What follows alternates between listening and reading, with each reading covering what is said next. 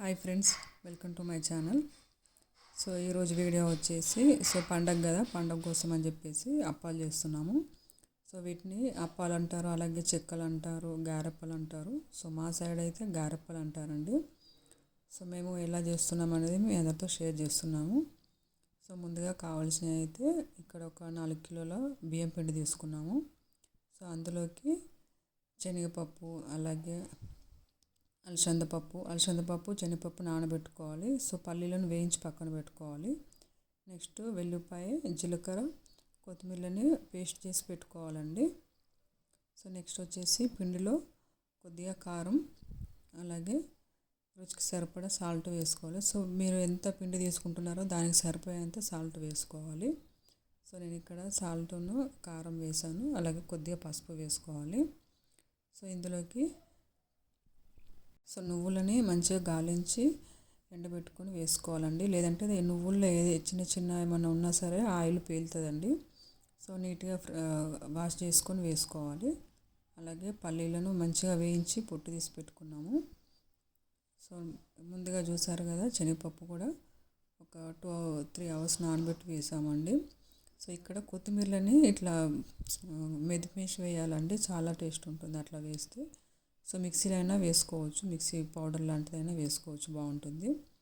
అలాగే నేనైతే ఇక్కడ అలసందపప్పు మంచిగా నానబెట్టి వేస్తున్నాను. ఇది ఎక్కువ వేసుకుంటే గారెప్పలు చాలా టేస్ట్గా ఉంటాయండి. అలాగే చిన్నగా కట్ చేసి పెట్టుకున్న కొత్తిమీర ఆకు, కరివేపాకు, వెల్లుల్లిపాయ ఆకు అన్నీ మంచిగా నీట్గా వాష్ చేసుకొని వేసుకోవాలండి. సో ఇలా అన్నీ వేసిన తర్వాత అలాగే ముందుగా గ్రైండ్ చేసి పెట్టుకున్న కొత్తిమీరలు, జీలకర్ర, వెల్లుల్లిపాయలు ఎక్కువ వేసుకోవాలి. సో మంచిగా మెత్తగా పేస్ట్ చేసి వేసుకోవాలండి. సో మనం వేసుకున్న పప్పులు, ఉప్పు, కారం అంత పిండికి కలిసేలాగా మంచిగా కలుపుకోవాలండి. సో మీరు వీడియోలో చూస్తున్నారు కదా, ఇట్లా ఒక 5-10 మినిట్స్ మంచిగా కలుపుకోవాలి.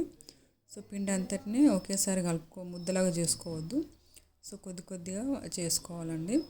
నేను ఇక్కడైతే ఇప్పుడు చేస్తున్నాం కాబట్టి అప్పటి మందం ఒక ముద్దలాగా చేస్తున్నాను. మళ్ళీ అది అయిపోయిన తర్వాత ఇట్లా మీరు వీడియోలో చూస్తున్నారు కదా, ఈ విధంగా చిన్న చిన్న ముద్దలు చేసుకోవాలండి. సో ఇలా సాఫ్ట్గా కలుపుకోవాలి. ఇట్లా కలుపుకుంటేనే అప్ప అనేది చాలా బాగా వస్తుంది. సో ఈ పిండిలో నుంచి చిన్న లడ్డు సైజులో పిండి తీసుకొని ఇలా రౌండ్గా చేసి పూరి ప్రెషర్తో చేసుకోవాలండి.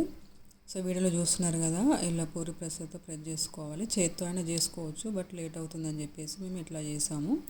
సో ఇలా చేసి పెట్టుకోవాలండి. చేసిన తర్వాత కంచులు పెట్టుకొని అందులో కొంచెం ఎక్కువ ఆయిల్ వేయాలి. ఎక్కువ ఆయిల్ వేస్తే తొందరగా కాలిపోతాయి, బాగుంటుంది. సో ఇలా చేసామండి. సో ఇంకా వీడియో అనేది మిస్ అయిపోయింది. సో ఫైనల్గా ఇలా వచ్చాయండి మా అప్పాలు. సో మీ టేస్ట్ అయితే చాలా బాగా వచ్చిందండి. So okay friends, thank you, bye.